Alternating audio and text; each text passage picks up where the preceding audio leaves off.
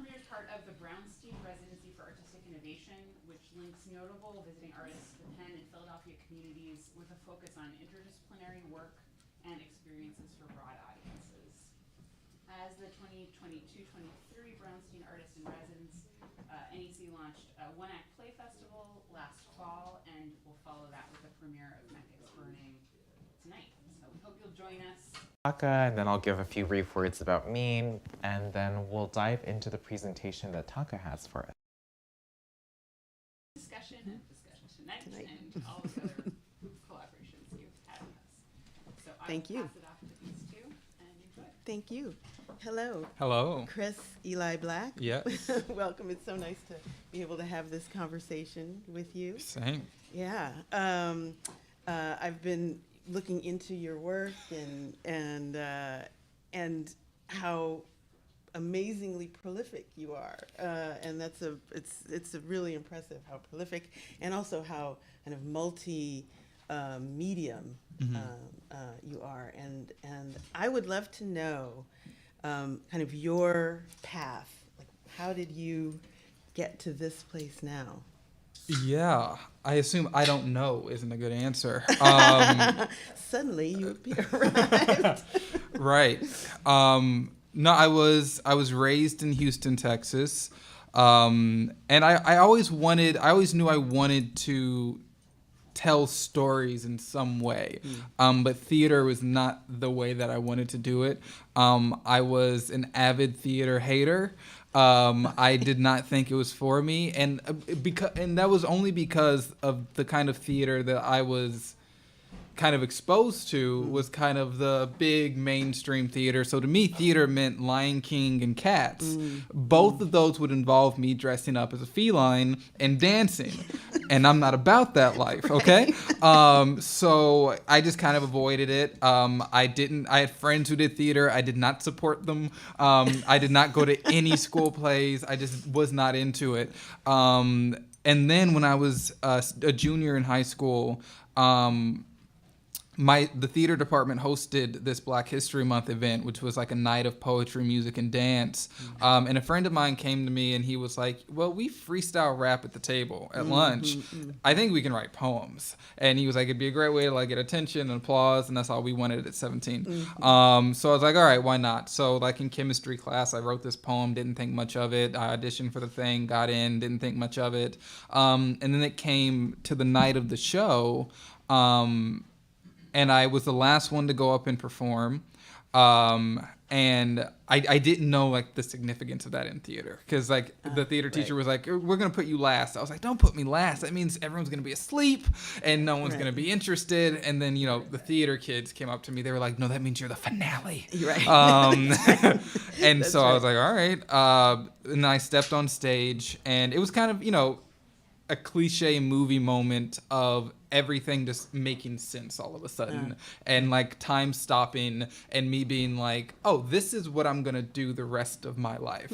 And because what happened in that moment is the applause left me any kind of pride, ego that was involved in, that in my adolescent self completely washed away. And what came to the forefront was recognizing that something I had written in chemistry class that I'm now speaking out loud is having an instant emotional connection with an audience of people who have never heard this before, and it will never happen again. And it was like in a snapshot of a moment, I was like, oh, this is an intimate experience. This is life happening in front of an audience. And they're going to walk out these doors and it's not going to exist anymore. And I just kind of got... I guess I got bit by the bug, but it was still years before I wrote a play. I just kind of went into poetry. I tried to write a really bad musical in high school that had a completely wild, inappropriate plot. And then in 2019 is when I sat down and wrote my first play, and it's kind of been a collision course to moments like this since. I'm just curious about that high school play. Did it ever get? We don't need to talk way? about that. All right. No, if I wrote, it was. I'm not a musician. I don't know what. Again, this like adolescent ego of like I'm not a musician. I don't really play instruments, but I'm gonna write a whole 2-hour musical about teenagers doing this wild things. Yeah. So no, it never saw the light Never of saw the day. light of day, It right. shall never see the light of day. Okay, all right. But I'm curious about that because this spark, this thing that sparked in you to just go ahead and do it and try it, seems to have been your path. It's the thing that you keep doing it, right? Yeah. And one of the articles I read, you talk about not having necessarily formal training, but it's that this activity of doing that has led you. Yeah. Whenever like theater students or, playwriting majors or anything ask me about, a path or something, I'm like, you all are miles ahead of me already. And literally, it's kind of that old cliche saying of, if I can do it, anyone can do it. But like literally, if I can do it, anyone can do it.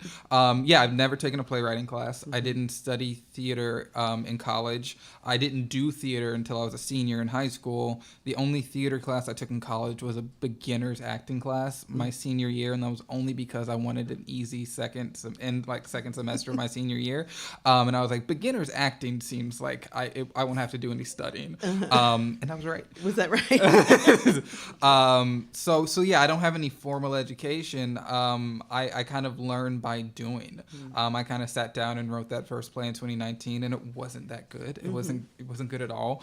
But I just kept going because something, it kind of, again, as cliche as it sounds, it just felt like something landed in my lap. I didn't ask for it. I didn't want it. I didn't plan it. I didn't work towards it. It wasn't this, childhood passion. I wasn't doing Annie at 8 and these things that you usually hear about. I was just, it was just kind of thrown at me and handed to me. And I just developed this passion for it and this love for it and this like waking. And I think that's the thing, if you wake up and you're thinking about it and you go to sleep thinking about it, and it's always like tapping you on your shoulder, you got to answer that and you have to go with that. And if it's the thing that, gets you out of bed and the thing that, you choose to do that instead of going to the party with your friends, and you're willing to sound insane, being like, oh no, I can't go to the club tonight. I got to write this play. This scene finally unlocked for me. I got to go. Like you have one drink, you're like, I got to go now. I have characters talking to me, and your friends are like, who is he? What is wrong with him? But it's just continuously doing it, and I think what kind of changed everything is I think the lesson I had to learn, and I think the lesson any writer has to learn when they're beginning, is that when I started writing, I was like, well, how does a playwright write?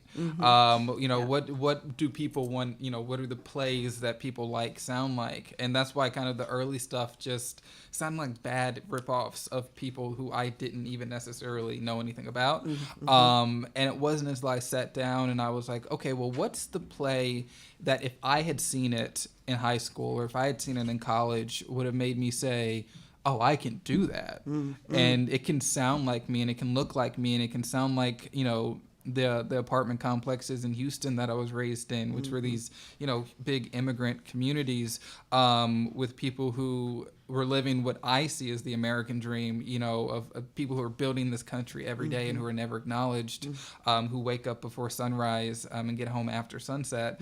And, their stories go untold. And if you do see people who look like them, it's usually on like a news headline for the wrong reasons. And so it was like, okay, well, if I sit down and I tell those stories, and if I tell the stories about the people who are struggling with addiction, the people who are on this ticking clock, trying to make rent by the first of the month, and all these stories that I was raised around and that were instilled in me coming of age, if I can sit down and write those in the voices that actually live it, maybe that can do something. And as soon as I sat down and started writing, that is when things started happening. So yeah. And those are the same people that are your audience? I hope so. Because the general theater going audience, they have shows for them. Most 99% of the shows are for them. I don't need to add on to that. I don't feel like that's my, my purpose, is to do the thing that everyone else is already doing. I'd love to write shows that make people see themselves. I think my goal is always, when I'm writing a show, is to use the stage as a mirror to reflect the society that we live in. And it's to it's not to escape reality. It's to emphasize it. And it's to say, this is what you're going to walk out into when you exit this theater. You're going to walk into a society that has these issues. And I'm going to ask you a whole lot of questions, and I'm not going to answer any of them. I'm going to make you walk out and question your own complicity in these issues that we're tackling and in these conversations. I'm going to make you see that these people who you label as living on the margins are not that different from you. And, they may have less money than you. They may talk differently than you. They may use language that you don't use and words that you don't think are proper, but they love just like we love. They have heartbreak just like you do. They have families and wants and dreams just like you do. So it's always to bring in that audience that can see themselves, but also show that typical theater going audience that these stories that you avoid and that you look down upon are not that different than the life you live. Thank you. Yeah. Well, so I want to go back a little bit to when you were talking about, when the muse hits. But I would love to ask around that, do you have a particular writing practice? Do you, set up at a particular time and day? Do you have a... No, I'm too lazy for that. Let's not. My dream is to become that guy who's like, I wake up at 5 a.m. and I just sit down and I write from 5 to 10 and then I take a walk and, Right. all these things. No, I like to sleep in. But it's kind of that thing of,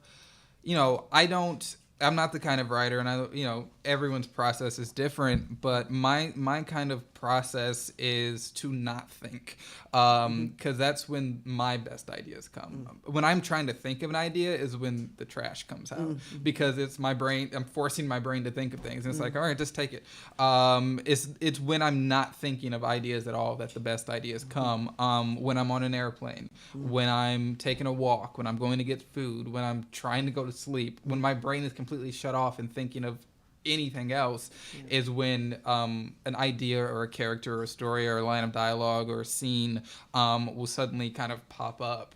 And I always say that my job as a writer, I think that writing is 1% skill and talent and 99% transcribing. And I think I'm just transcribing experiences. And I always say that I just have these characters, these people who are living inside my head, who are really shy. And then once in a while, a few of them raise their hand and say, all right, I guess I'll trust you. And sometimes they talk a lot and they give it to you all at once. And sometimes it takes a little bit longer and they're a little bit slower in revealing themselves. But no, my process is really just kind of looks chaotic if you just look at it from outside looking in, because it's just me locked in my room, pacing back and forth, talking to myself as different characters. So like if you were just like walk into my apartment, you'd see me like, oh, he's a single mom right now. I'll leave him alone.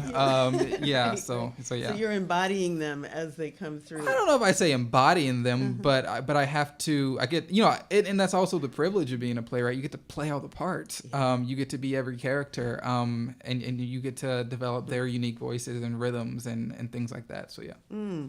So you write. You are a playwright and you write plays, but you also are a screenwriter and a poet.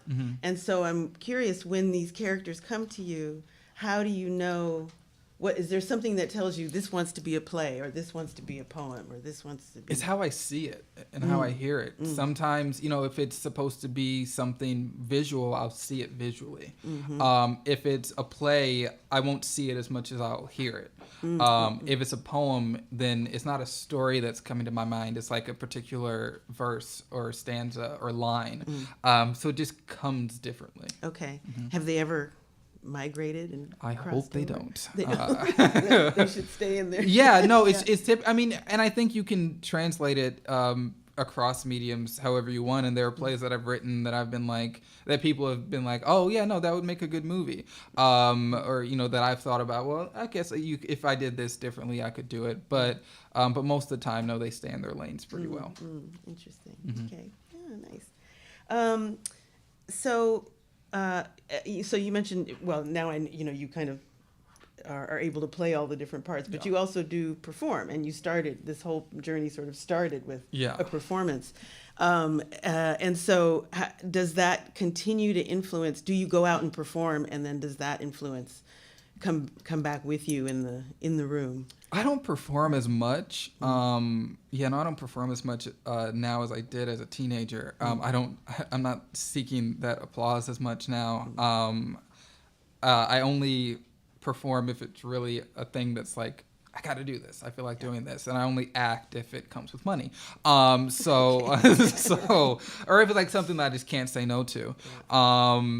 But I think that whenever I sit down to write something, I think this is why theater is kind of my main platform, is because I'm just in love with actors, and I'm in love with the way that actors can embody a character and deliver dialogue and create a rhythm and a pace and kind of a musicality with the dialogue. So whenever I sit down to write something, I'm like, well, how do I give an actor like a full course meal that they might not typically have, and give them characters that are so layered and so complex and so heavy that they get to have fun with it, and it also takes a lot of work to get down, but that once they do, they get to have great time with it. So yeah. And have you ever directed your own work? I have, yeah. You have. And has that kind of maybe influenced the next time you wrote something, or?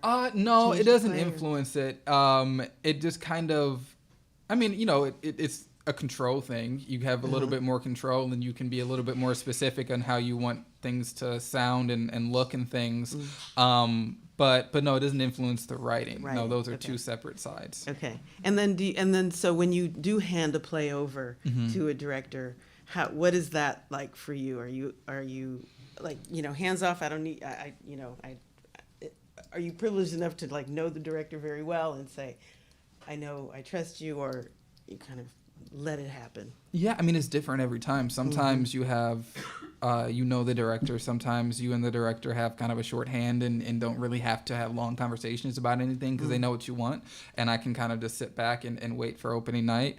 Sometimes you don't know the director, and a lot of conversation is required, and a lot of questions are asked. Sometimes it's one conversation, and they get it. You had a show in Los Angeles this past fall, called Mass Graves, and that director, Matt Lorenzo, I had one phone conversation with him. He called me once, we talked for about an hour, and he said, all right. And that was the last time we talked. We texted a few times after that, but it was like the last conversation about the show that we had. And then I went and saw the show, and it was amazing. And it was just, so sometimes it just takes that one conversation, and they know it. Sometimes you talk throughout the process. But it's always an act of kind of not knowing what's going to happen. And, once I type end of play, that's kind of the end of my job.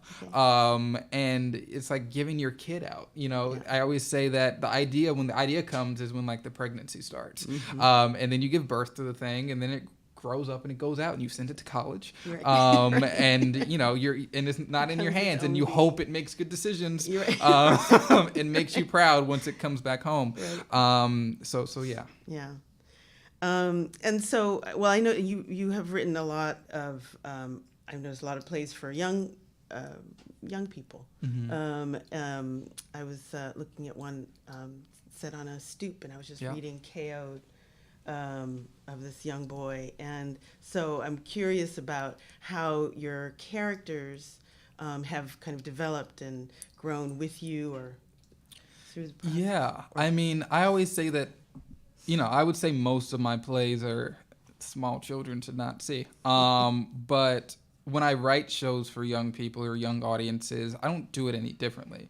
I just don't drop the F-bomb in there. But the characters are the same, and the process of coming up with them and speaking and having them speak is the exact same as if I'm writing a show for an adult audience. But I feel an obligation to do that because if I'm working with a thesis that I want to write shows that people who don't see themselves usually see, you got to start with the generation that's coming after. Because, the kind of hard truth is we're all going to be dust one day. We're all going to be dinosaurs. And so our responsibility is not only to the now, it's to the next. And it's to those people and those young people who don't know that they can do it, and don't know that their voices matter and can be seen, and maybe living in, a condition in which art and storytelling isn't an option to them, and seems like a distant thing to them, much like it was to me. And so my hope, I always say, and I've said this plenty of times, is that I'm 100% sure the next Shakespeare is sitting in a public school classroom right now, and she'll never know that she can be that because no one's saying you can. And that's all it takes is for one person to say, hey, you can do this. Especially at a young age, someone tells you can do this, you're with it. But if you have no one doing that and you go to a school with underfunded arts programs and, really no opportunity to flex those muscles and use those kind of an experiment and be creative, you're never going to unlock that. And so my hope with specifically those shows for young audiences that are about the same topics as the other shows. The show you were talking about, the show Into When the Stoop Breaks, it's about gentrification, and it's about death, and it's about mourning. The characters just happen to be teenagers, and they just happen to be, a little bit younger. But it's these, and I think that a lot of the time when we talk about young audiences and young readers and all these things, we think childish. And it's like there are kids who are experiencing loss every single day. There are kids who have to walk through gunshots on their way to school and on their way home and hope that they don't get hit. There are kids who are more used to the sound of sirens than bedtime stories. We can't ignore that, because when we ignore that is when we allow it, and when we kind of turn our cheek to it is when we pretend that it's not happening, and that's only allowing it to continue to happen. And so, my kind of general thesis of writing for those ignored demographics and those marginalized, bleed into the young people as well. So my hope is always that, some kid just stumbles upon one of the shows or maybe goes on a field trip and, they say, oh, that's my blog. Right. Oh, that's what I'm experiencing. I didn't know that this could be what it looks like. So, yeah. And so you're reminding me that right now, Mecca is burning, which is what's literally right now. Right now, there's a group of high school students attending a performance of Mecca is Burning. So let's talk about Mecca is Burning. Let's. And your involvement in it, and how, actually, we go back, how you've become involved with the Negro Ensemble Company, and what that has contributed and what you have contributed to that. Yeah, so I mean, I think first you have to acknowledge the fact that the Negro Ensemble Company is a historical company and a historical kind of theatrical landmark. I mean, there would be no Denzel Washington without the Negro Ensemble. I'm not comparing myself to Denzel. I'm saying I'm better. But there'd be no Denzel. There'd be no Samuel L. Jackson. So many of the prominent Black performers, Felicia Rashad, people that we know today who are like legends, they wouldn't exist without the Negro Ensemble Company, because it was one of the few places in kind of the broad American theater that was specifically for African Americans, and that's not only on stage but off stage. So just the fact that they're still around and the fact that they're still producing new shows is amazing and great in itself. I personally became involved in 2020. I hadn't written a lot. No one knew who I was. And I entered, they had a short play competition, a 10-minute play competition. And I wrote a play called The Moors, which was about a Black college student at a primarily white institution, and he's the only Black student in the theater department, and they're doing Othello, and so he's like, I got this. And then he shows up to class when the cast list is posted to see that a white student's been cast as Othello. So I wrote that show, and it got into the competition, and ended up winning the competition. So that was my first kind of experience with Negro Ensemble Company, and then 2 years went by, and they had a project, Our Voices, Our Time, which was also here at Penn this past fall, and my play Clipper Cut Nation was in that. And what they did with that was amazing, and that's a testament to them and the director Ralph McCain and the amazing cast. 3 out of 4 of those cast members are in Mecca, so that tells you how good they are. And so when Clipper Cut was running, I don't know if it was when it was running at Penn or once it had started running off Broadway, that Karen Brown called and said, I have an idea. It's going to be a few writers, but telling one story. I don't have it figured out yet. We're going to figure it out together. But I want you involved. Say yes. And I was like, yes. And that's when the conversations for Mecca began. Okay, so Mecca it's for. So how did that collaboration eventually work? What was the process? Yeah, so it's 4 playwrights, which is a kind of form of collaboration I'm not used to. So it's me, Levy Lee Simon, Mona Washington, and Lisa McCree. All of us very different writers, very different voices, come from very different places. And so what we did was we came up with our kind of stories and our kind of sections, and we wrote individually. We weren't in a room together writing and throwing ideas back and forth. We went on our own, isolated ourselves, and then every week for months, we'd come together and we'd bring scenes and we'd bring, revisions, new scenes, old scenes, whatever, ideas, and we'd have and kind of the difference with this process, because usually you write the show and then it goes and gets cast and stuff. Right. But we had actors from day one, a lot of them who were the ones in the show, coming in and reading these, beginning drafts of these scenes and these sections. So we did that individually, and then there came a point once we all kind of had solidified what we wanted our sections in the show to be, we came together and we said, okay, how do we make these, separate sections and these separate pieces form into one cohesive piece? And how do we not change anything, not like compromise our voices, but how do we piece these together in a way that creates one show that makes sense as a narrative? And so that was kind of the piecing of the puzzle that we had to do. And that was, I'm sorry, how long was that process? That was the conversations, that call from Karen, and like the first conversation was in, I believe, like mid-October of 2022. Okay. And we began writing right away. Yeah. And I think, and now, we're opening tonight, and I think I may have been, I feel like I was the last one to turn his stuff in. Okay. Because there are kids who do their homework on Friday night, and there are kids who do their homework Monday on the bus. Right. I am Monday on the bus. Are you Monday? So I think Karen had told me, hey, this is the deadline to get the stuff in. And I think it was like 3 weeks after that deadline that I was like, I should do this. So, and now we're opening. So it wasn't a long process, October to February. Yeah. Not that long, but long. Yeah. So it's very fresh. Yeah. Yeah. Okay.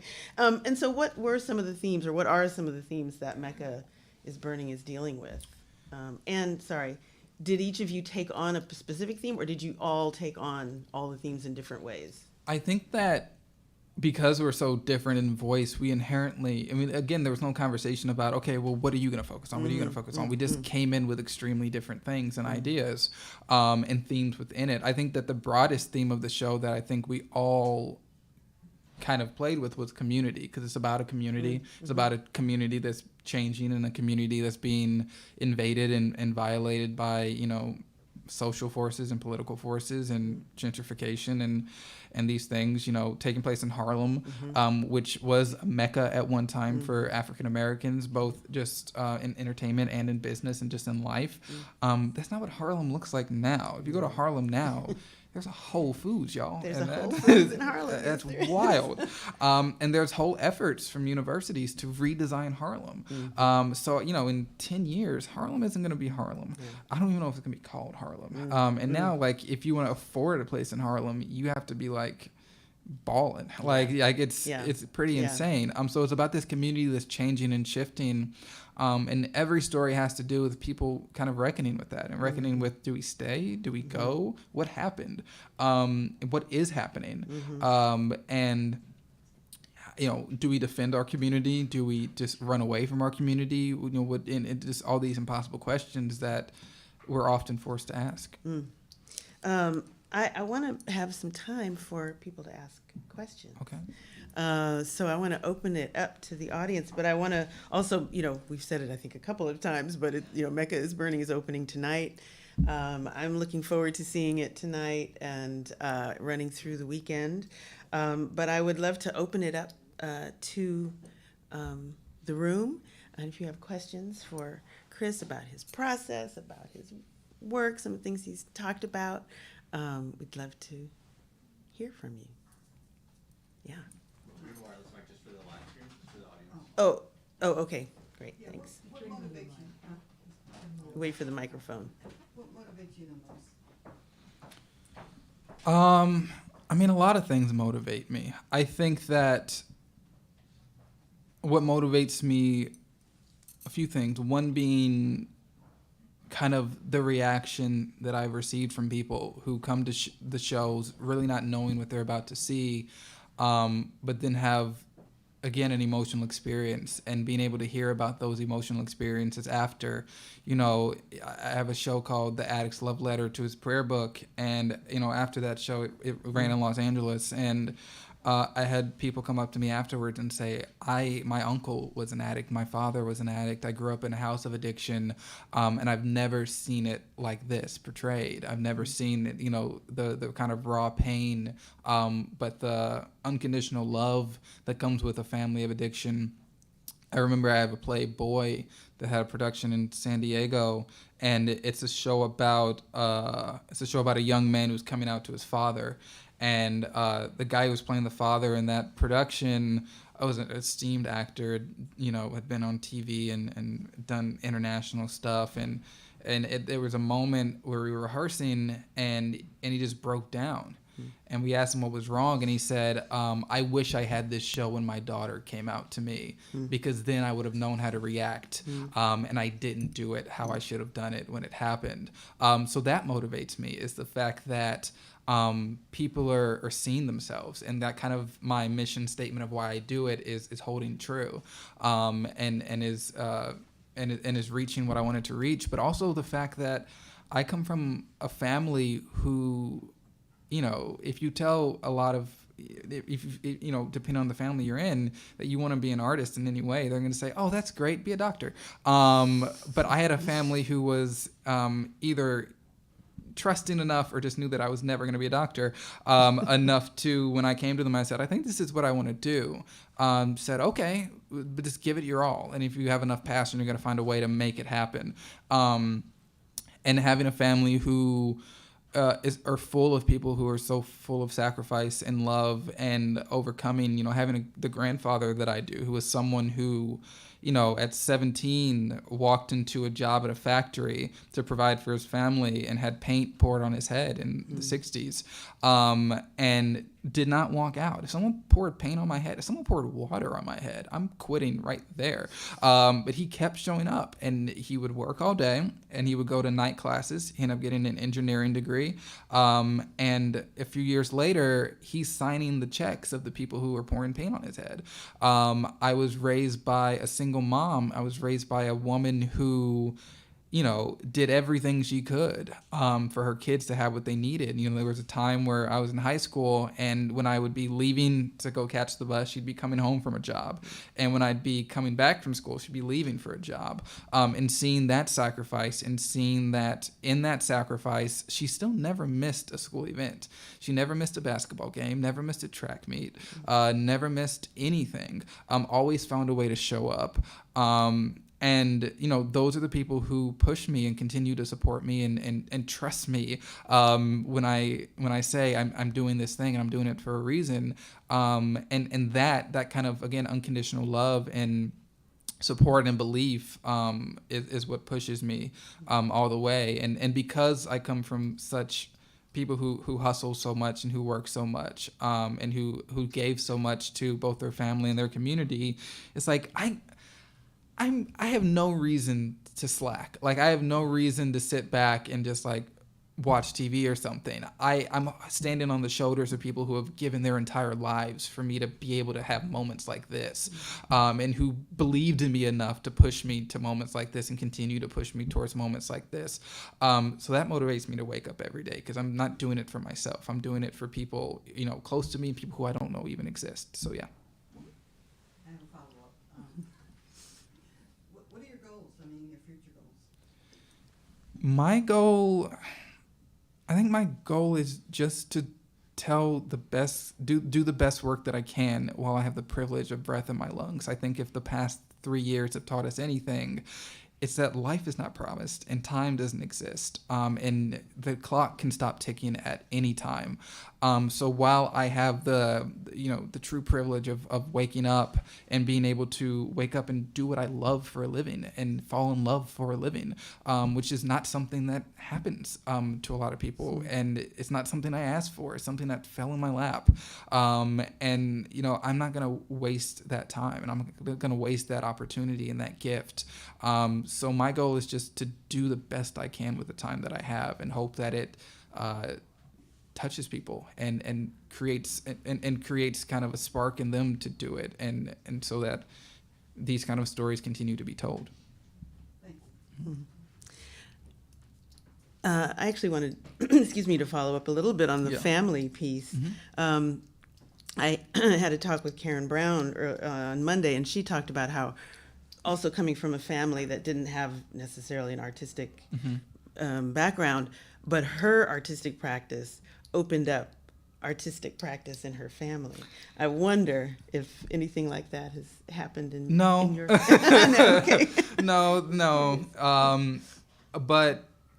But I think that what has opened up is the very, again, because I wasn't involved in theater, my family didn't go to see plays or anything. I grew up in a family that, like, the art we consumed was the art that we all consume: movies, music, TV shows.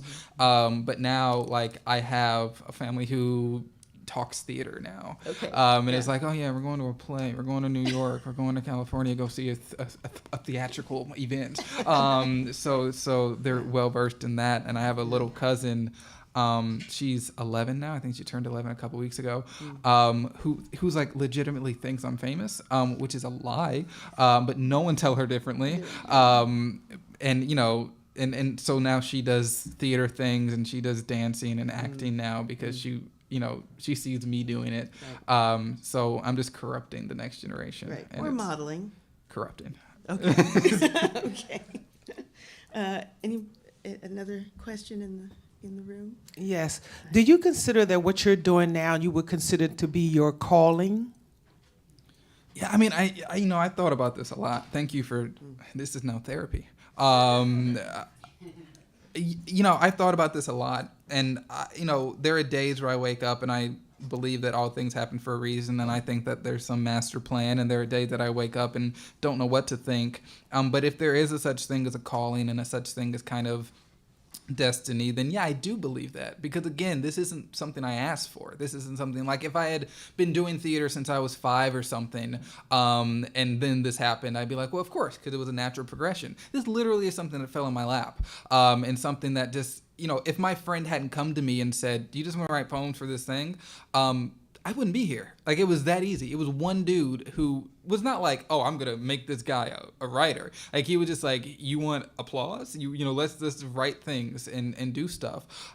If he hadn't come to me, none of this would have happened. If I hadn't met that guy, which we met in very bad conditions, very juvenile delinquent behavior is how we met. So if I hadn't met him a year before, I wouldn't be here. So it's kind of like this domino effect of events that happened that led me here that I didn't ask for, and I still wake up amazed by it.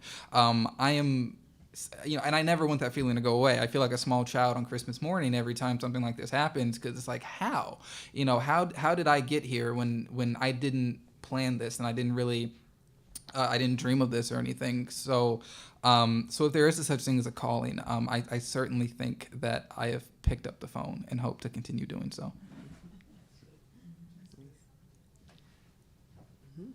Is that a hand? Oh, no. Sorry. Yeah. Hey, we have a question from the online chat.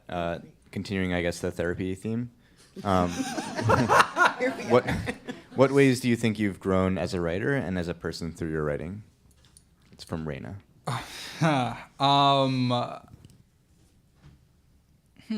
That's a good question. Can you ask it again?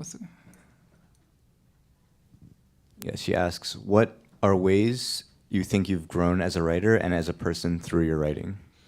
Yeah, I mean, I think that every day I get better at it. I mean, it's like anything.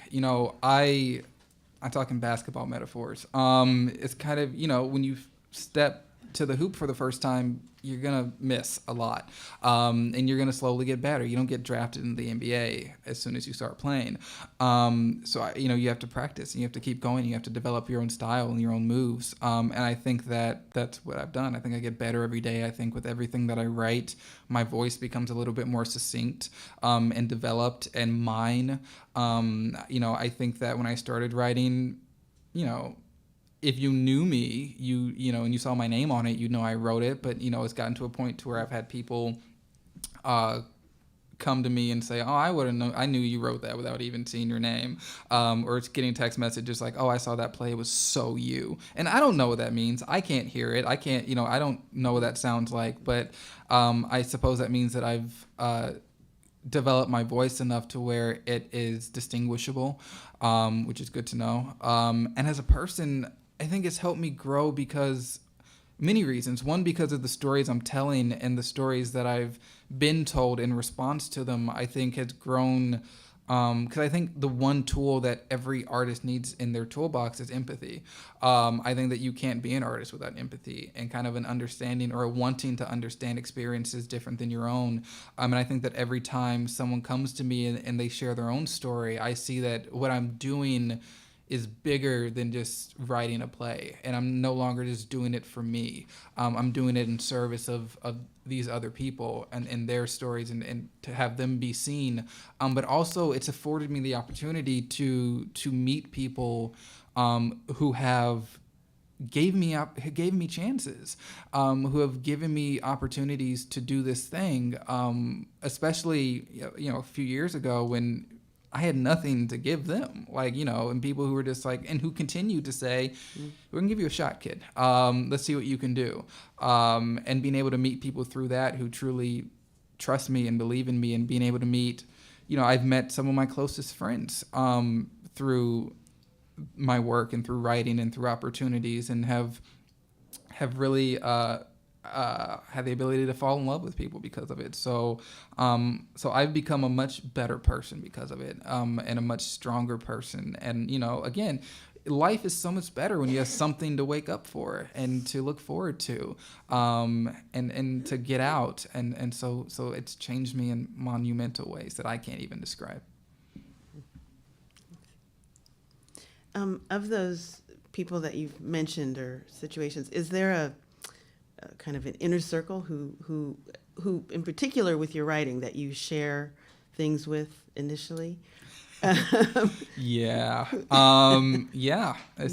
Every Sunday I meet up with 3 other writers that I know, and we, if we have pages to share that week, we come with pages, however many, anywhere from 1 page to 50 pages, and we read each other's stuff, and we give feedback, and we give honest feedback, and we give honest criticisms and suggestions and ask questions, so it's always, and it's great to have, and there's a lot of things like that I have in my life of people who take the time to read your stuff and are willing to, be nice about it, but are able to say, this isn't working, or is this what you want to write, and pushing me in the right direction and bringing out the best in me. So yeah. And that's remained the same group, or does it? Yes, remained the same group for 2 years. That's really valuable. Yeah. That's terrific. Thanks. Yeah. Anybody have any more questions? No. Great. So Mecca is burning tonight. Is there something that you might want us to look out for in this show? Actually, before you answer that, this kind of collaboration, is this something that you said it was new for you? Yeah. Is it something you're like, oh, I would do this again?